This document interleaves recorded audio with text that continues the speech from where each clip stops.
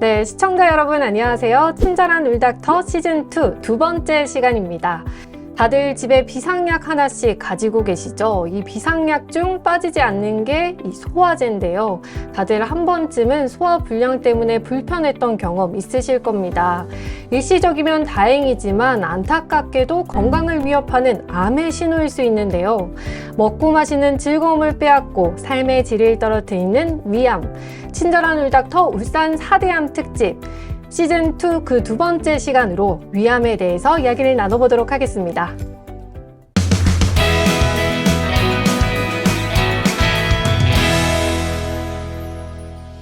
네, 위암의 완치를 향해 함께 나아갈 오늘의 울닥터 소개하겠습니다. 박동진 교수님 모셨습니다. 안녕하세요. 안녕하세요. 안녕하세요. 백과 박동진입니다.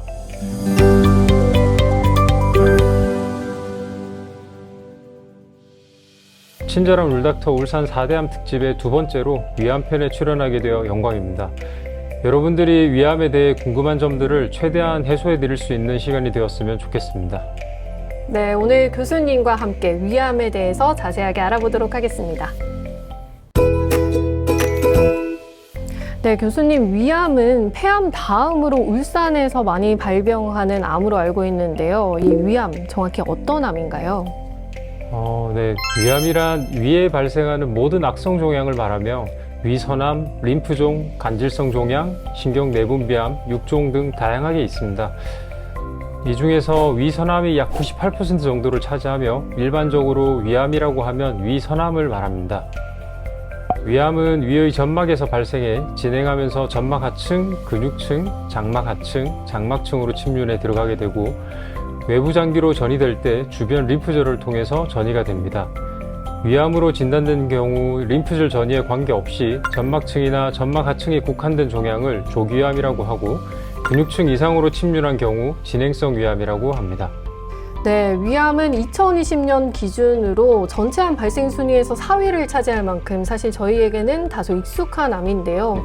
또 전 세계적으로 한국이 위암 발생률 1위 국가다라는 말도 있잖아요. 이 우리나라가 위암이 많이 발생하는 이유가 있을까요? 현재 한국의 위암 발생률은 남자 100명 중 8명, 여자 100명 중 3명 정도는 74세가 되기까지 위암에 걸리는 것으로 추정되며 이는 세계적으로 가장 높습니다.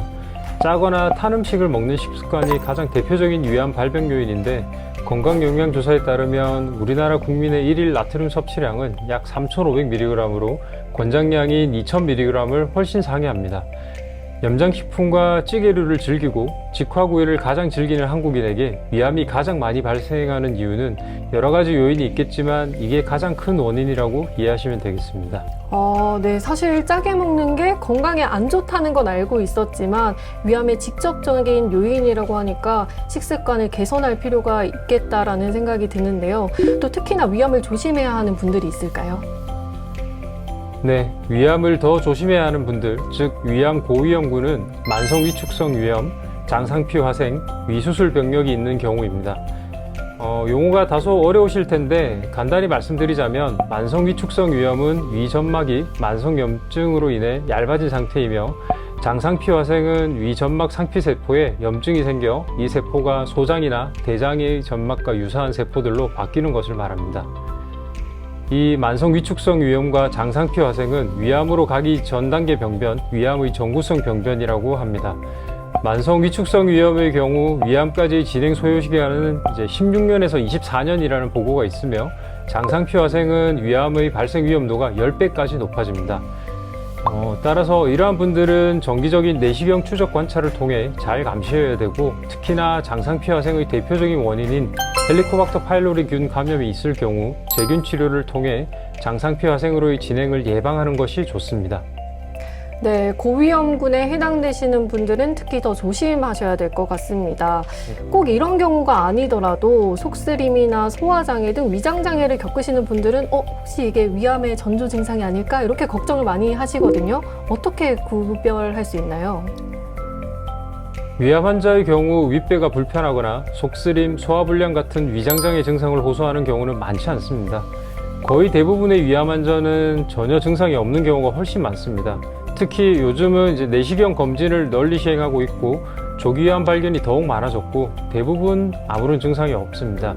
위암 이외에도 각종 위염, 역류성 식도염, 소화성 궤양 등도 위장장애 증상이 나타나기 때문에 증상만으로는 위암과 구분을 할 수가 없습니다. 네, 오히려 무증상이 많다는 사실이 더 놀라운데요. 그럼 말씀하신 것처럼 정말 조기에 검사를 받아보는 게 중요할 것 같습니다. 검사는 어떻게 이루어지나요? 우리나라는 전 세계에서 유일하게 전 국민을 대상으로 위암 조기 발견을 위해 국가 건강검진 사업을 시행하고 있습니다. 주로 하는 검사는 위내시경 검사입니다. 위장조형 검사나 복부 CT 같은 영상의학적 검사도 시행할 수가 있으나 점막층에만 발생한 조기위암의 경우 발견이 어려울 수가 있습니다. 따라서 위내시경 검사가 가장 좋은 검사 방법이며 만성위축성 위염, 장상피화생과 같은 소견이 있는 고위험군은 매년 내시경 검사를 받는 것이 좋습니다. 네, 우리나라가 유일하게 국민을 대상으로 위암 검사를 지원해 준다고 하니까 왠지 모르게 국뽕이 차오르는데요. 네, 국민 여러분들도 정말 국가에서 지원해 주는 검사 꼭 받아보시길 추천합니다. 네, 그리고 우리나라가 위암 발생률 1위 국가이지만 이 위암 5년 생존율 또한 높다고 알고 있거든요. 맞나요? 네. 네, 맞습니다. 이제 국가검진 사업뿐만 아니라 건강검진도 많이 활성화되면서 조기 위암을 발견하는 경우가 많아졌습니다. 대한위암학회 전국조사에 따르면 2019년 조기 위암으로 진단되는 경우가 전체 위암의 약 64%에 달합니다. 조기 위암은 적절한 치료를 받을 경우 장기 생존율이 매우 높아지기 때문에 특별한 증상이 없더라도 2년마다 한 번씩 국가검진을 꼭 시행하시는 것을 권장드립니다.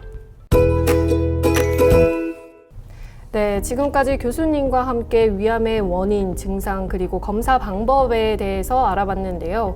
이 앞서 교수님이 말씀하신 것처럼 우리나라가 위암 발생률이 높지만 또 완치율 또한 높은 수준이잖아요. 네. 치료 방법은 어떻게 되나요? 치료 방법은 이제 크게 내시경 절제술과 수술, 항암 치료로 볼 수 있습니다. 수술 전 평가에서 점막에만 병이 있는 점막암이면서 정상세포와 많이 닮아 있는 분화도가 좋은 형태이면서 궤양이 없고 2cm 이하라면 내시경 점막 절제술을 시행할 수 있습니다. 내시경 절제술의 경우 침습도가 수술에 비해서 낮고 수술 후 식사 문제나 일상생활 회복 등 삶의 질에 크게 영향을 받지 않는다는 장점이 있습니다. 그렇지만 수술에 비해 암병변으로부터 충분한 거리를 두고 절제를 하는 것이 더 어렵고 림프절 전이 여부에 대한 평가가 근본적으로 어렵기 때문에 시술 전에 면밀한 검사를 통해 림프절 전이가 없다고 판단되는 경우에만 적용해야 하고 시술 후 조직병리 검사를 통해 추가적인 수술 여부를 신중히 결정해야 합니다. 네, 내시경 절제술은 정말 많은 장점이 있지만 이 시술 조건이 제한적인 만큼 시술이 어렵다면 수술을 해야 하는 거겠죠? 네, 대개는 수술이 위암의 전통적인 치료 방법이며 현재까지 위암 치료의 표준이 되겠습니다. 과거에는 개복을 통한 위절제 수술이 표준이었으나 조기 위암의 경우 우리나라와 일본의 대규모 임상 연구를 통해 일기 위암에서 복강경 수술이 안전하게 시행될 수 있고 장기 생존율의 차이가 없음을 밝혀내면서 현재는 조기 위암에서는 복강경 수술이 표준 수술로 인정받고 있습니다.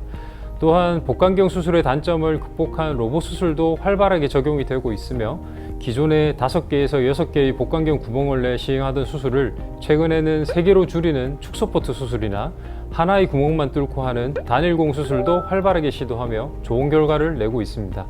네, 아무래도 환자분들 입장에서는 개복 수술보다는 복강경이나 로봇 수술이 조금 더 마음이 편하시지 않을까 생각이 드는데요. 네, 확실히 통증도 적고 회복도 빠르게 되고 수술 흉터 또한 최소한으로 남기기 때문에 환자분들의 만족도가 매우 높습니다. 네, 조기 위암 치료에 대해서 말씀해 주셨는데 이미 진행된 진행성 위암은 어떤 방식으로 치료를 하나요? 네, 진행성 위암은 술기의 발전이나 새로운 항암제 개발에도 불구하고 여전히 예후가 불량합니다.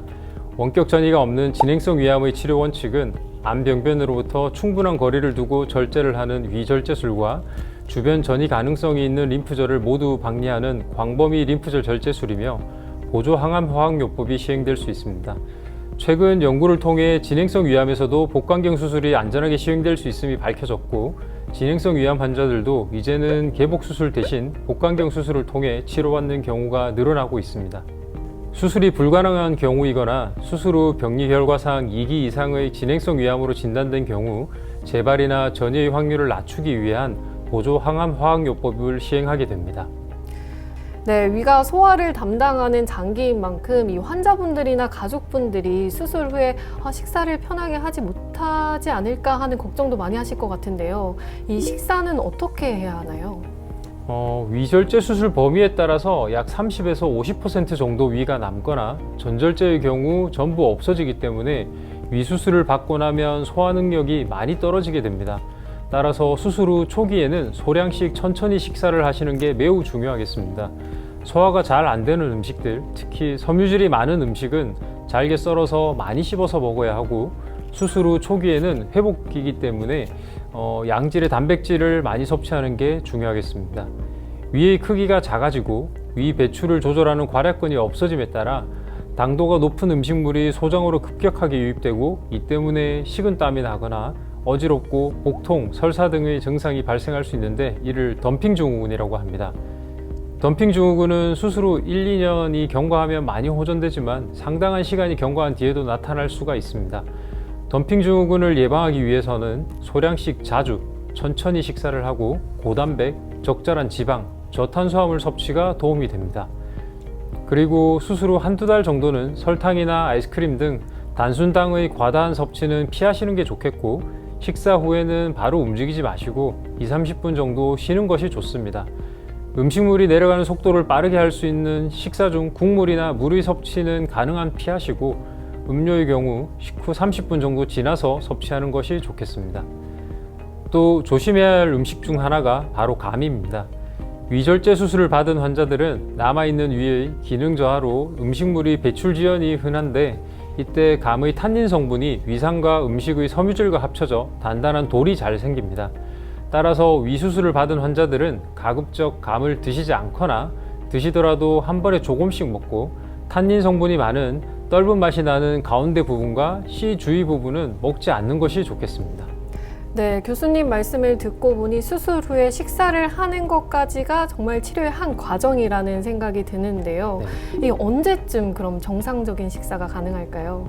암으로 위절제 수술을 받은 경우 위 용적의 감소 및 소화 기능의 저하로 초반에는 정상적인 식사가 힘이 듭니다.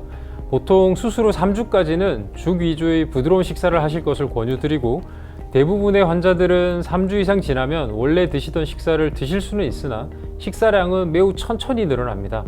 수술 전의 식사량으로 돌아가는 데는 환자들마다 개인차가 있으나 보통 한두 달 정도면 수술 전의 식사량과 비슷해집니다.